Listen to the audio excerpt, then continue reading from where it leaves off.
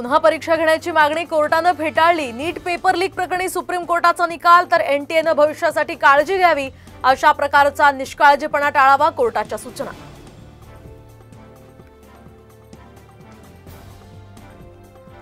मनोज जरांगे पुणे सत्र न्यायालयात हजर, तर नाट्य निर्मात्यांची फसवणूक केल्याचा आरोप। जवळपास 10 वर्षांपूर्वीच्या प्रकरणात आज सुनावणी।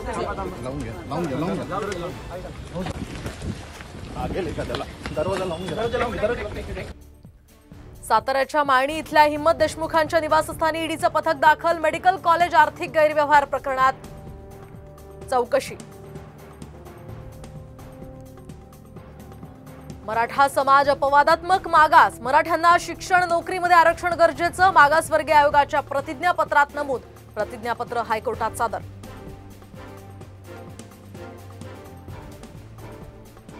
जितेंद्र आव्हाडांच्या गाडीवर हल्ला प्रकरणी एकाला अटक। नवी मुंबईमध्ये डोंगरी पोलिसांकडून एकाला बेड्या, इतर दोघांचाही शोध सुरू।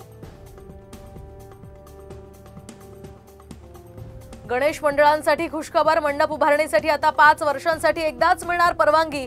मंडप उभारणीसाठी परवानगी देण्याची प्रक्रिया येत्या 6 ऑगस्ट पासून सुरू होणार।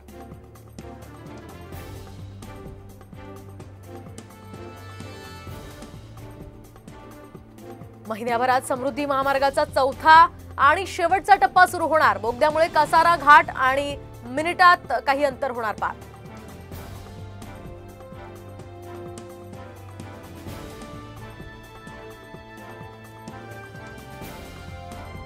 कोल्हापुरात पुराच्या पाण्यात ट्रॅक्टर उलटला, तर ट्रॅक्टरमधील 5 जण वाहून गेल्याची प्राथमिक माहिती। 3घांना वाचवण्यात यश।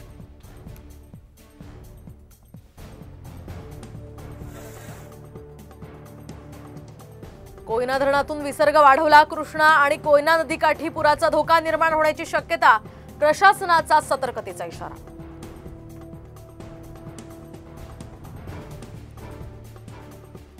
सातारा जिल्हा घाट क्षेत्रात 4 ऑगस्ट पर्यंत मुसळधार पावसाचा इशारा। सुरक्षेच्या कारणास्तव सर्व धबधबे आणि सर्व पर्यटन स्थळ 5 ऑगस्ट पर्यंत बंद।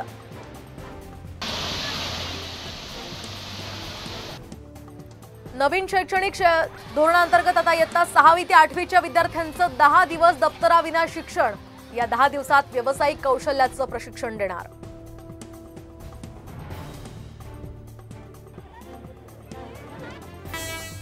12वी आणि ग्रॅज्युएट उमेदवारांसाठी सुवर्ण संधी। यावर्षी रेल्वेकडून 10,844 पदांसाठी मेगा भरती। लवकरच भरती प्रक्रिया होणार सुरू।